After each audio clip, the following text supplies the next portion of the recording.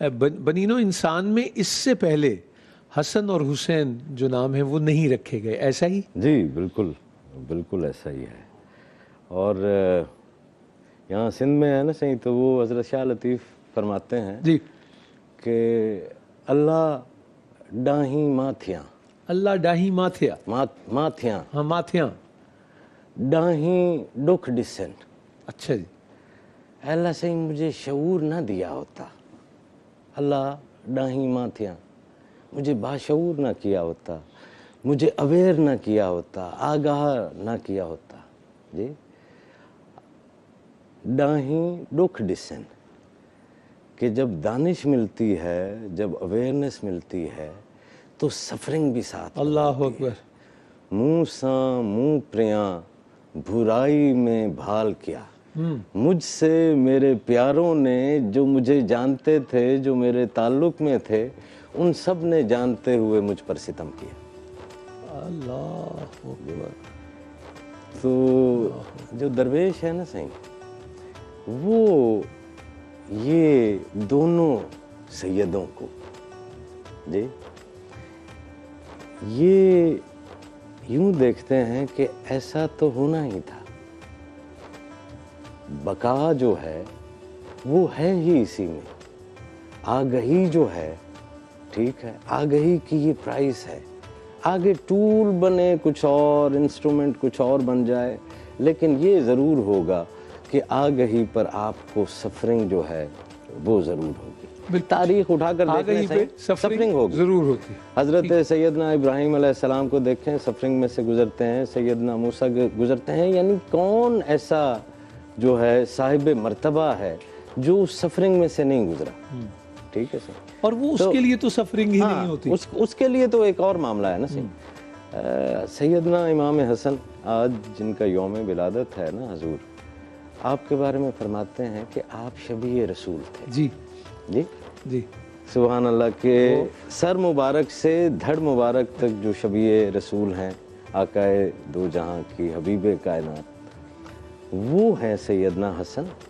اور جو نچلا دھڑ ہے وہ سیدنا حسین، حضرت امام حسین. بالکل جی آپ کی ذات بابرکات ہے.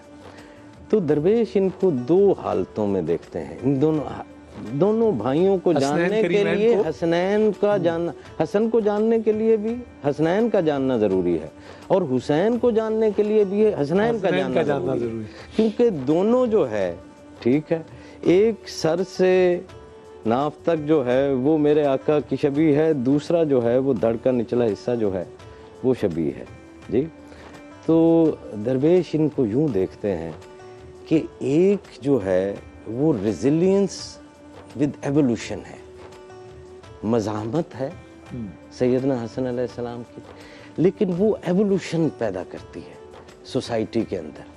فورگیونیس کیا ہوتی ہے، صلح کیا ہوتی ہے، جی نگیشن جو ہے وہ کیا ہوتی ہے، دست برداری کیا ہوتی ہے، سخاوت جو ہے وہ کیا ہے، ظرف کیا ہوتا ہے. جی تو یہ ساری چیزیں ہیں نا جو ایوالو کرتی ہیں آپ کو. ٹھیک ہے.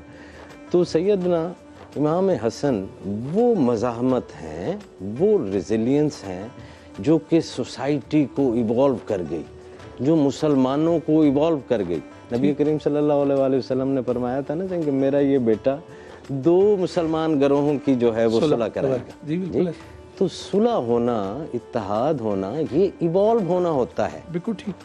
جی اپنی رنجشیں بھلا کر جو ہے وہ آپ صلح کر دیں. میں یہاں ایک بات آپ کو بتانے سے وہ رہ گیا، یہ میں آپ کو بتا دوں کہ آج جب ہم یوم ولادت کی بات کر رہے ہیں تو یہ خلفائے راشدین کے 5ویں خلیفہ ہیں جن کا آج یوم ولادت ہے.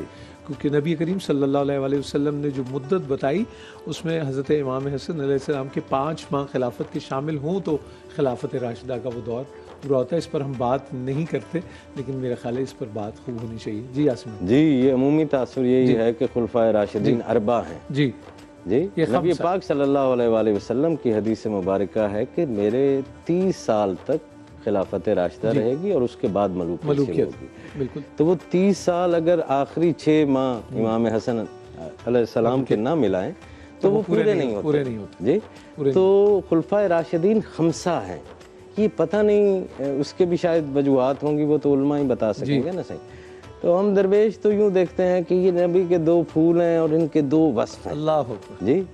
اللہ اکبر. اور دوسری طرف سیدنا حسین علیہ السلام جو ہیں وہ ریزیلینس ہے اینڈ ریولوشن ہے. صحیح، ٹھیک ہے. لیکن میری اعلیٰ آپ کی بات کہ حسن کو سمجھنے کے لیے بھی حسنین کو سمجھنا دونوں کو ضروری ہے، سمجھنا پڑے گا. اور امام علی کو حسین علیہ السلام کو سمجھنے کے لیے بھی حسنین کو سمجھنا ضروری ہے. 2 پھول، کیونکہ یہ نبی پاک صلی اللہ علیہ وآلہ وسلم کے وہ 2 پھول ہیں جس میں آقا کریم کی جو صفات ہیں نا صحیح، ان کے 2 بڑے جلوے ہیں. صحیح.